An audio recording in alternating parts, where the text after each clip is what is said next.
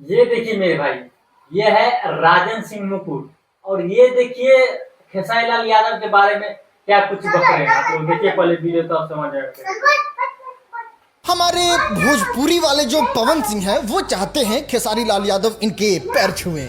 यहाँ से पैर छूना स्टार्ट किया, पहले आप लोग वीडियो देखिए। ठीक है, यहाँ से फिर यहाँ तक आ गया, अब इसके आगे नहीं बोलूंगा। एग्जैक्टली सेम रवि किशन भी यही चीज चाहते हैं। नीचे से लोग के फिर यहाँ तक छूने लगा। पहले एकदम दोनों गोर छूता था जब नया नया आया, फिर बाद में पहुनी तक आ गया। बात का हम नहीं बोला। अब हम भी एक सवाल का जवाब जानना चाहते हैं और सवाल बस इतना सा है कि आपके अंदर का जातिवादी कीड़ा जा क्यों नहीं रहा है? आप क्यों चाहते हैं कि खेसारी लाल यादव आपके पैर छूते रहें?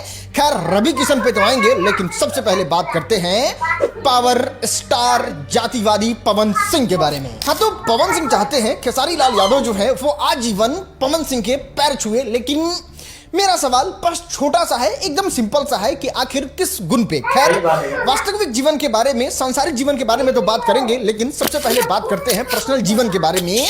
आप यानी पवन सिंह एक बार खेसारी लाल यादव को फोन करते हैं कि खेसारी भाई मेरा चुनाव है और आपको चुनाव प्रचार करने आना है। और जानते हैं खेसारी लाल यादव कैसे आते हैं?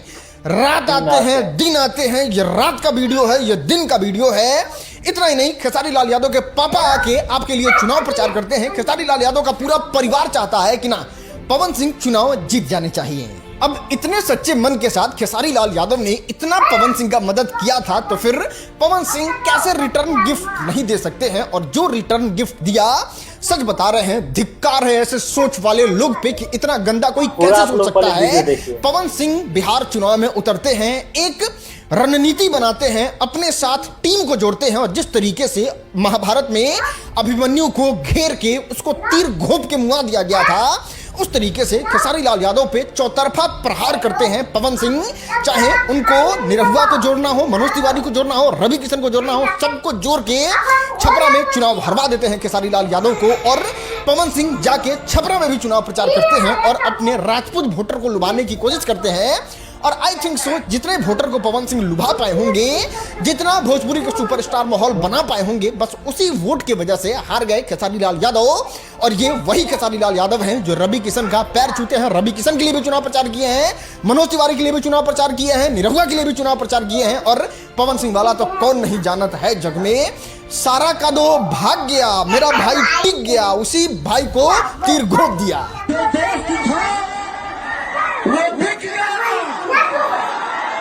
और ये मेरा राजकुमार राजा भाई दिल में टिक गया। इसीलिए बोलते हैं खेसारी लाल है ये दो बिहार सबके भाई। पहले आप लोग पूरा कीजिए। आप यानी पवन सिंह हार गए सांसदी का चुनाव, लेकिन रितेश पांडे ने और खेसारी लाल यादव ने इस बात को साबित करके अपने दम पे इस बात को दिखा दिया कि पवन सिंह को जो 2 लाख से ज्यादा वोट मिला है, उसके पीछे इन दोनों लोगों का बहुत बड़ा हाथ है। आप इस चीज को अपने आंख फाड़ के देखे हैं ना कि रितेश पांडे लगभग 50,000 वोट लेके आए हैं और खेसारी लाल यादव लगभग 1 लाख वोट लेके आए हैं। तो जब यही दोनों लोग जाके काराकाट में आपके लिए चुनाव प्रचार किए, तो फिर कैसे नहीं 1.5 लाख वोट जो है वो आपको इन लोगों की वजह से कन्वर्ट हुआ। और भोजपुरी का लगभग सुपरस्टार ने आपको वोट दिलवाने के लिए, आपको जिताने के लिए अपना दम लगा दिया था। तो चलिए, और लोगों का पावर ज्यादा नहीं पकड़ते हैं, बस 20 हजार भी इन सारे सुपरस्टार का ताकत पकड़ते हैं। तो फिर तो अगर आप अकेले जाके चुनाव प्रचार किए होते तो फिर आपके जमानत पे भी कयामत हो जाता। अगर ऐसा नहीं होता तो फिर अपने दम से भी तो कुछ वोट लाए होते। और आपको तो जीतना चाहिए 2 लाख वोट से, जिस तरीके से रितेश पांडे अपने दम से जाके इतना वोट लेके आए हैं, और वही खेसारी लाल यादव अपने दम से वोट लेके आए हैं। आपके दम से कितना वोट आया आप साबित करके दिखा दीजिए। एक सांसदी के चुनाव में सारा भोजपुरी सुपरस्टार का ताकत लगा दी है, जिसमें 1 लाख वाले खेसारी लाल यादव थे, 50,000 वाले रितेश पांडे थे, फिर भी आप चुनाव हार गए। तो सोचिए आपका आचरण कितना गंदा है, और उस पर भी आप चाहते हैं कि लोग आपके पैर छुए। वाह रे वाह। और अगर आपको किसी ने राजनीति में स्थापित किया है, आज जो आप पावर स्टार बने हुए हैं, भारतीय जनता पार्टी के जो चहीता बने हुए हैं, उसके पीछे कुछ भोजपुरी के सुपरस्टार कारण हैं, जिसमें से पहला सुपरस्टार अगर कोई है तो वो खेसारी लाल यादव है, जो छपरा में वोट लाके साबित किए हैं कि आप सारे लोग विरोध कीजिए फिर भी हम 80,000 वोट लेके आ सकते हैं। और रितेश पांडे ने भी इस बात को साबित किया और ये आपके आंख के सामने है, कोई हवाई वाली बात नहीं है भैया। ऐसे ही चरित्र वाले लोग को देख के किसी ने ये शायर लिखा होगा कि अंधे को जब दिखाई पड़ता है तो सबसे पहले वो अपने लाठी को फेंकता है। बताइए, जो आदमी आपको राजनीति का आदमी बना दिया, आपको अच्छा खासा राजनीति में वैल्यू दिलवा दिया, उसके खिलाफ आप जाके चुनाव प्रचार करते हैं, टीम बना के उसको हरवा देते हैं और आप ये भी अपेक्षा करते हैं कि ना ये तो मेरे हमेशा घुटने में रहना चाहिए, पैर पे पड़ते रहना चाहिए ना। अगर इस तरीके का कॉन्फिडेंस मेरे अंदर आ गया तो हम इधर उधर का चुनाव नहीं लड़ेंगे, सीधे जाके प्रधानमंत्री का चुनाव लड़ जाएंगे। आपके इतना कॉन्फिडेंस आ गया तो हाँ, हम समझते हैं आपके मन में ये सवाल जरूर आ रहा होगा कि राजन भाई कुछ सीनियरिटी जूनियरिटी का भी लिहाज होता है भाई, कुछ और पवन सिंह बहुत बड़े सुपरस्टार हैं, उनका अगर पैर नहीं छुएगा तो फिर तो बड़ा छोटा का लिहाज खत्म हो जाएगा। तो सही बात है, वो लिहाज इंसान होना चाहिए। सवाल पूछना चाहते हैं, आखिर ऐसा कौन सा अवार्ड लेके चले आए हैं भोजपुरी फिल्म इंडस्ट्री में पवन सिंह, जिसको दिखा के हम लोग गौरवान्वित महसूस करें कि नहीं, पवन सिंह जो हैं ये भारत रत्न ला दिए हैं, या फिर संगीत के क्षेत्र में मिलने वाला ये अवार्ड जो सरकारी अवार्ड है वो पद्म विभूषण पद्मश्री, ऐसा कौन सा अवार्ड लेके आ गए हैं जिसके लिए इनका पैर छुआ जाए और इनको रिस्पेक्ट दिया जाए। नहीं, हम आपसे पूछना चाहते हैं, हम जानना चाहते हैं, हमारा ज्ञानवर्धन कीजिए। इसमें आके कमेंट में बुरा भला बोलने से नहीं होगा। जिस तरीके से सब सुपरस्टार हैं उस तरीके से पवन सिंह भी हैं, तो फिर इसमें पैर ना छूने पे इतना ज्यादा इशू माहौल और छूना ही चाहिए, ऐसा क्यों मजबूरी है भाई आपके नजर में? अरे चलो ठीक है, अवार्ड लेके नहीं आए इसका मतलब क्या है कोई उनको प्रणाम नहीं करेगा? अरे हाँ भाई हाँ, लेकिन कम से कम इतिहास भी तो थोड़ा सही होना चाहिए। नहीं, इनका थोड़ा सा कुंडली खंगाल के देखो तो इनके ऊपर 76 केस वाला मुकदमा दर्ज है मुंबई में, साफ इनके एफिडेविट में दर्ज है। थोड़ा सा और निकालोगे तो पता चलेगा कि किसी हीरोइन को बुलाया था कंप्रोमाइज करने के लिए। न्यूज हम नहीं कह रहे हैं, न्यूज आर्टिकल में एकदम उपस्थित हेडलाइन ये न्यूज कर रहे हैं, हाईलाइट करके आपको दिखा देते हैं।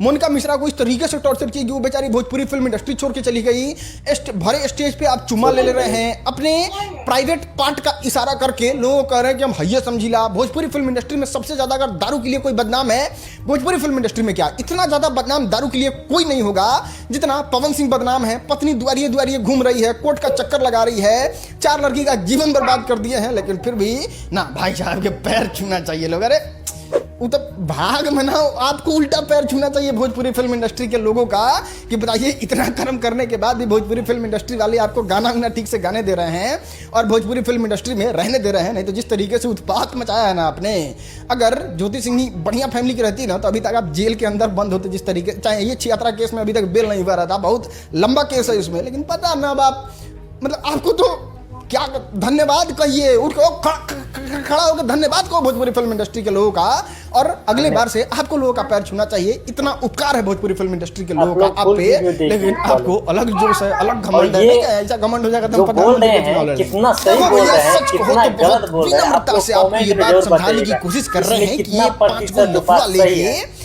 जो घूम रहे हैं, थोड़ा सा भीड़ लगा दे रहे हैं, खुद को पावर स्टार समझने लग रहे हैं। आपके जैसा फेम का आदमी टीवी में जाकर राइज एंड फॉल जैसा शो नहीं कर रहा है और ना जाके वो किसी बड़े सुपरस्टार के सामने ऐसे 90 डिग्री में झुक रहा है। वो हजार करोड़ का फिल्म बना रहा है, वो फिल्म के बदौलत ही अपने स्टेट का काया पलट कर दे रहा है। जब वो भीड़ लगा रहा है तो ऐसा भीड़ लगा रहा है कि पूरा दुनिया देख रही है, लेकिन इनको पिंगल करने से ही फुर्सत नहीं है।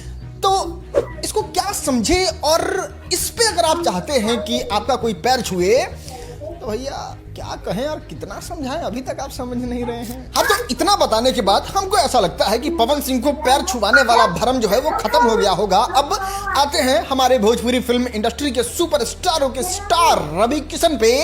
तो देखिए क्या कहें और कैसे समझाएं, ब्राह्मण जो जाति है ना भारत में, वो पूजनीय है, उनको देखते ही पैर छूने का मन करता है। और बात करें खेसारी लाल यादव के बारे में कि पहले नीचा तक छूता था, अब ठेवने तक छू रहा है, और अब का तो पूछिए ही मत। तो ज्यादा एक्सप्लेनेशन नहीं देते हैं।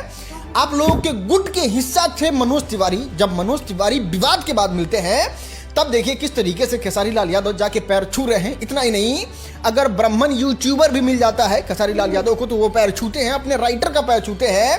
यहां तक का खेसारी लाल यादव को ब्राह्मण के पैर छूने में कहीं से कोई आपत्ति होता ही नहीं है। तो फिर इस तरीके से खेसारी लाल यादव पे कहना कि वो पैर नहीं छूता है, बदनाम करने का प्रयास करना, हमको नहीं लगता है ये सही है। और बाकी जिस तरीके से चक्रव्यूह में तीर गांथने का काम किए हैं, पीठ में छुरा लेके, पहले तो खेसारी लाल यादव आपके छोटे भाई थे, हनुमान थे आपके, वही लोग आगे बढ़ा रहे थे फिल्म को, चुनाव प्रचार करवा रहे थे आप उनसे, और आज उनको ही गांठ के मुंगा दिए चुनाव में, लेकिन फिर भी चाहते हैं पैर छुए। और वो आदमी बताइए कितना संस्कारी, कितना, और ये देखने वाली बात है, आपके नजर के सामने भी है कि वो करता है और आप लोग का पैर आज भी छूता है। खैर, उम्मीद है इन दोनों लोगों को भरपूर पुख्ता जवाब मिल गया होगा, लेकिन इसका मतलब ये बिल्कुल भी नहीं है कि हम खेसारी लाल यादव के साइड हैं और पवन सिंह के विरोध में हैं। एकदम न्यूट्रल, जो चीज आपको दिखेगा वो आपके सामने लेके आया ही जाएगा। चलिए ठीक है, कमेंट में तो भरमार लगा होगा कि है राजन हाई से हाउ से बिक गया, तो तुम्हारा बाप है खेसारी, तो तुम्हारा जिज्जा साला, बहुत करने वाला लोग होगा। लेकिन एक लॉजिकल चीज में वो बता दो, मर्द मान लेंगे कि राजन सिंह मुकुट आपने ये पूरे वीडियो में यहाँ पे ये चीज गलत बोला है, जो नहीं था, नहीं था, नहीं था।